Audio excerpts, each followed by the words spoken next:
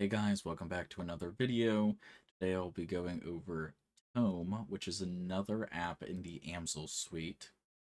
If you have not watched the video on lore yet, I recommend you starting there. There'll be a lot of terminology and references to that piece of software as I go through Tome. Before we get started, I would like to mention that we are on version 0.3.1. This is a early access beta. The things you see in here are subject to change.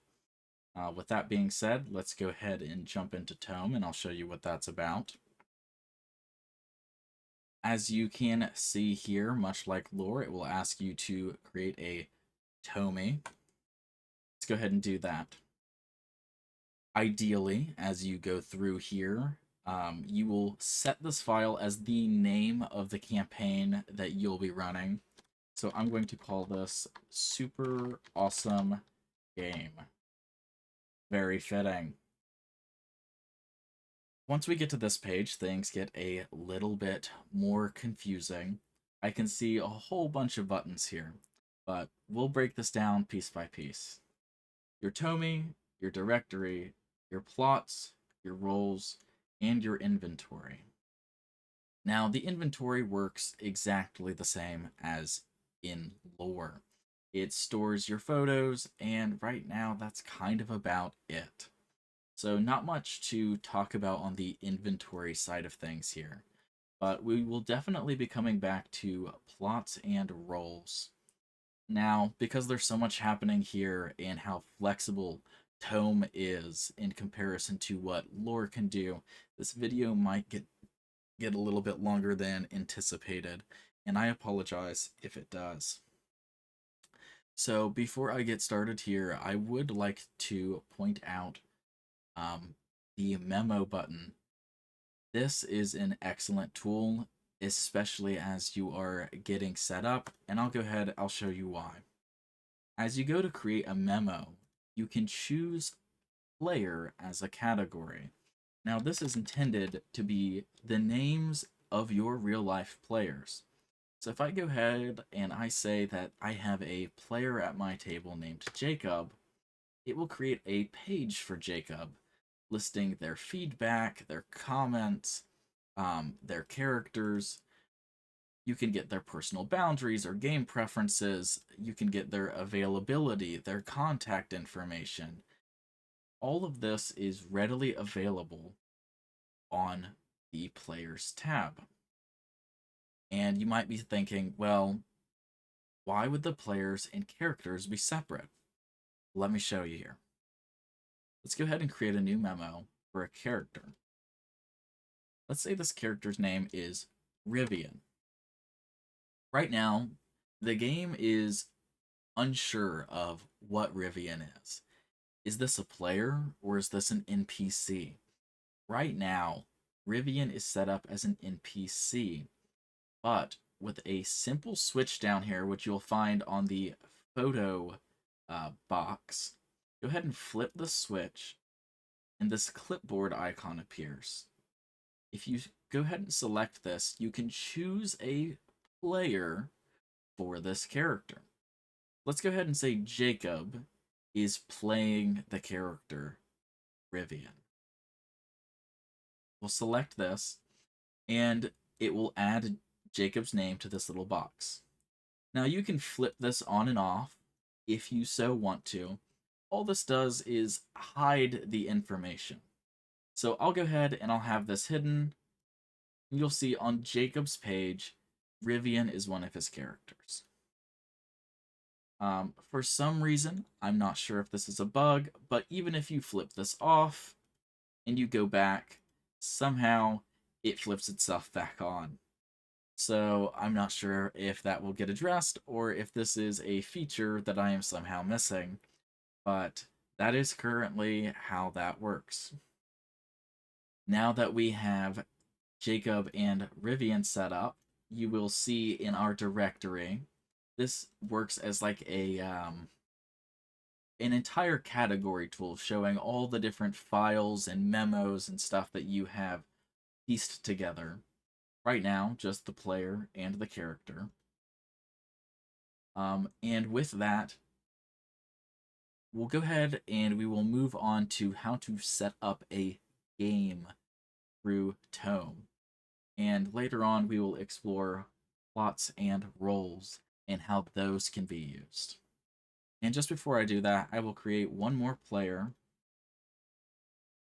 We'll call her Marissa and give her a character named Delta. Delta will be played by Marissa. It is worth noting that you can give a player multiple characters. So just because a character dies, you do not need to remove them from the game. You can simply mark them as deceased and leave it on that player's profile. So let's go ahead, we'll add that here. We have both players with both their characters, and I will show you how to set up a game. Let's go over here to our Tome. So you can see super awesome game. This is the campaign title, but we haven't started anything yet. Now, this is a personal preference if the devs are watching. The correct order here is arc, chapters, and scenes. The most broad thing will be your arc. You will have chapters within your arc and scenes within your chapters. So let's go ahead and start with a new arc. We'll ask how you want to connect this, who's the parent. So right now we only have one option, and that's the main campaign. So let's go ahead and connect a arc to our main campaign. An arc is going to be the big series of events. So I'm going to call this arc collecting the golden orb. So within this arc, the goal will be to collect the golden orb. You can fill out all this information about what this arc is about, give it a photo, and you can make it linear or non-linear. And I'll show you what that means in just a second. For right now, let's create a new chapter. You can create a chapter for the collecting the golden orb or directly to the campaign. However, I will show you how this works, and then you can go amongst and make your own decisions for your own games. So for me, I'm going to make the parent of this collecting the golden orb, and the first chapter here will be meeting in the village. Excellent. So now we have a chapter, meeting in the village. But the question is, what happens that leads up to this? What happens to start meeting in the village? Well, let's create a scene for meeting in the village. Maybe it starts off similar to Skyrim. There's a carriage ride. Okay, great. Let's go back to meeting in the village. You'll see that there's a new scene, the carriage ride. This allows you to organize scenes into specific orders or sequences that need to happen for this chapter to unfold. So you start with the carriage ride. Let's do a new scene of meeting in the village.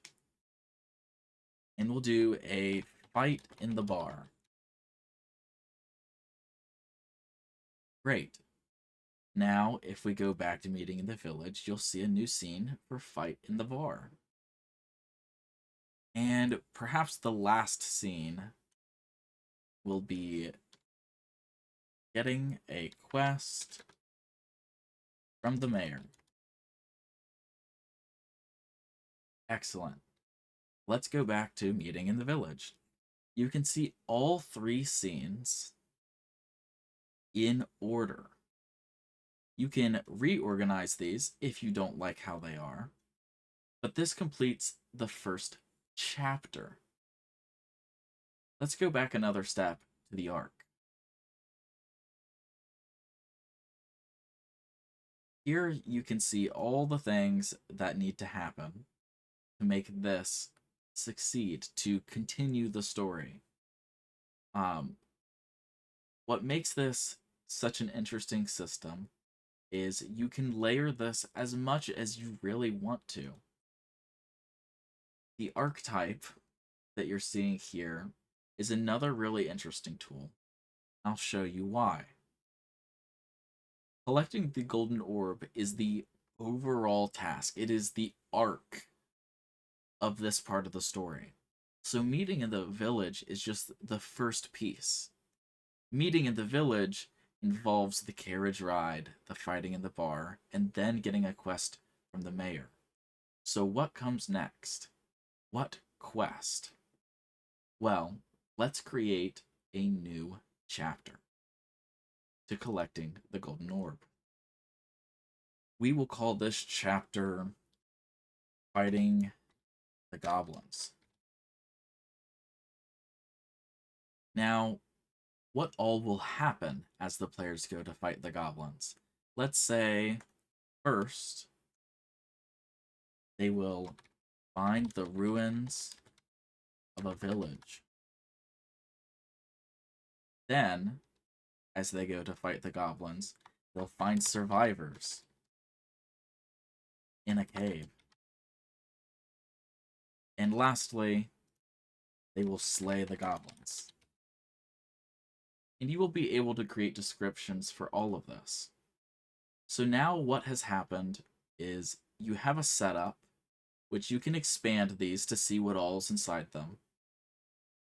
To collect the golden orb, first they must meet in the village, which involves the carriage ride, the fight in the bar, and getting a quest from the mayor. This in turn starts the second chapter, Fighting the Goblins, which involves them finding the ruins of a village, finding the survivors in a cave, and slaying the goblins. Now, as you can see over here, I have selected linear, which means all of these things will happen in a very specific order. Now, if I select non-linear, what this allows us to do is create these events in any order we would please. So let's take, for example, you need your players to collect 3 pieces of a sword to go and complete a task. It doesn't matter which 3 pieces they collect in what order, but they need to collect the 3 pieces. You can do this in a non-linear fashion, which allows you to set this up in a way that it's easy to remember. Whether the players need to go down the line, or if it matters at all in what order they do things. That is the basis of Tome. I did forget to mention, while you are on your campaign screen, if you scroll to the bottom here, you can link to lore. And I don't have one readily available, but if you did, you would be able to mention anything. As example, meeting in the village, you would be able to mention any of your lore pages. So if you have characters, concepts, or any kind of campaign related materials in there, go ahead and link those because you will be able to reference them, and that will help you put together these games and your scenes. With that being said, let's go over the couple of things that I haven't shown you, the plots and the roles. And while this does look intimidating at first, I promise you that it is not. So let's go over to our tome here. Let's go to the first chapter, Meeting in a Village. Let's say that in the fight at the bar, there's a very specific thing that could happen. Let's insert a plot, or rather, let's create a new plot. This allows you to write something and then quickly reference it as yes, no, or other to it happening. So we're in the fight in the bar. Did the players notice the goblin in the back of the bar? We'll leave that unchecked. You will now see in your plots, this has not been played yet, there were no results and there was no comment.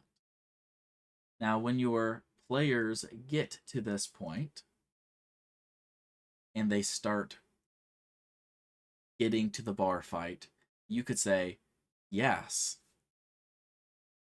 they did notice the goblin in the bar. Yes, but the goblin escaped.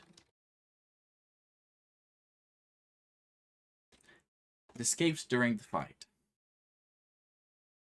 What you can do with this is bring your plot to another point in time. So let's go to when we're fighting the goblins and it's time to slay the goblins. Let's insert that plot from before. We do have the information here, and we could have put any description we wanted. Maybe if the players had noticed the goblin in the bar, they would realize that that was actually the chieftain of this goblin tribe. And maybe if they would have killed him then, there wouldn't be this kind of problem. So that's how the plots work. You can ask a question or make a mention of something and put it somewhere else in your story with the answer of what had happened. Now, roles work in a similar manner, and I'll show you what I mean here. If you create a new role, it's showing what character did a thing. So let me go ahead. My bad. Try and remove these. If it will let me. I'm not sure what you do with that. Here. Let's get rid of that. Okay. So it seems like the roles section is where you will go to delete roles that you do not want.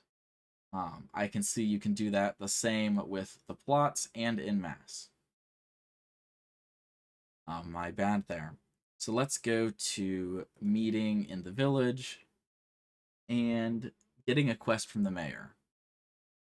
Let's insert a new role. Let's say Rivian took the map for the quest to kill goblins. You will see in your role, Rivian has taken the map. This will allow you to choose a person who has done a thing or has something. This just makes a quick reference for things you will want to keep track of where you don't have to scramble through all of your notes to find. And with that being said, that is essentially how Tome works. That covers most of it. You are able to add more arcs as much as you'd like. You can put arcs within your arcs, however you want to do it. Tome is very versatile. It's up to you how you want to do those kind of things. So I can't exactly teach you the perfect way. Whatever works for you, this is just one way to do it. So over the series of your arcs, hopefully your game will come to a satisfying conclusion. I hope this video was helpful. If you have any questions, go ahead and leave those in the comments. If this video helped you, go ahead and leave a like. I'd really appreciate that. And with that being said, I just hope you enjoyed the video. Thanks.